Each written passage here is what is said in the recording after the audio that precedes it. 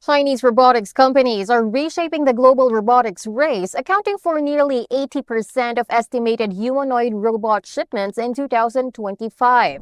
Mark Einstein from Counterpoint Research is here to discuss this. So, Mark, what is currently driving the rapid rise of Chinese robotics firms on the global stage?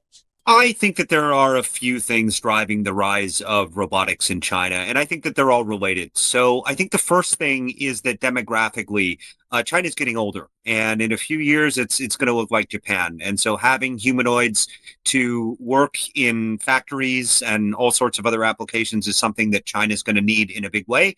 So it then makes sense that China is a country benefits from that. It's the demographic issue that is putting this as a very high priority for China. Just for better understanding on this, when you say fully integrated robotic system, what does this mean in practical terms? Well, I think that what we're looking for in terms of an ecosystem is not only making the robots, but also making the components that go into the robot, particularly the chips. We all know that China is racing to develop its own capabilities, to develop chips, so it's not dependent on the United States.